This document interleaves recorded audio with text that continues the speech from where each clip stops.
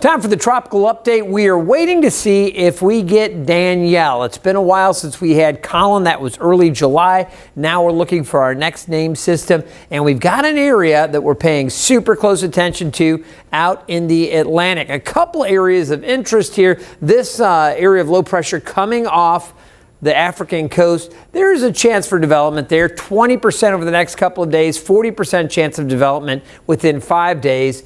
But again, this one, not much of a threat, as it's going to be pretty far to the north and will likely turn off. This one's a little more interesting. With an 80% chance of development over the next 5 days, it will likely become a tropical depression and eventually a named system as we go forward in time. You see the island of Bermuda here. I want you to pay attention to that as we go forward with the forecast track. Here is the latest on this system. You can see as we take a closer look, things are pretty quiet across the Gulf and in the Caribbean right now. There's some areas of convection. We'll certainly keep an eye to that cluster of storms, but let's focus on this area right here. And this is the area now that the Hurricane Center is investigating and running their tropical forecast models on. And you can see some of the convection here. We're getting more storminess developing with this. This whole cluster of storms that we're keeping a close eye to is still about 2,000 miles away from the point of the Outer Banks down around Hatteras.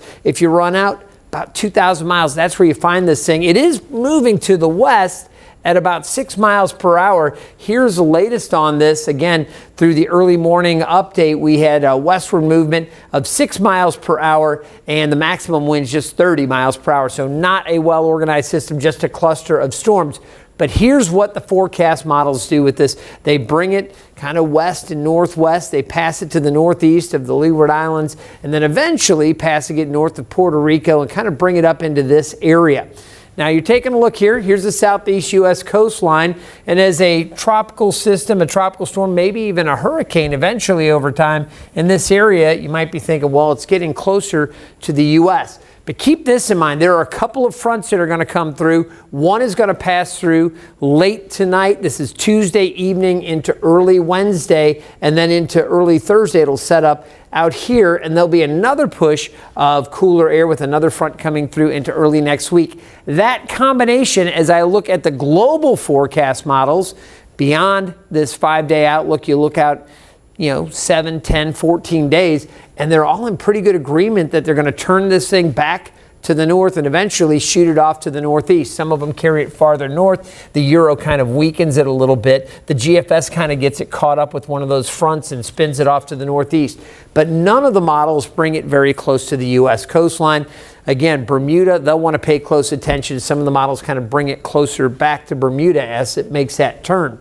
We'll be watching, of course, with any tropical system that develops this way, it's going to start sending some waves out. So we may see some increased threat of rip currents and some rougher surf coming in. There might even be some minor beach erosion, some of the areas farther to the south along the coast.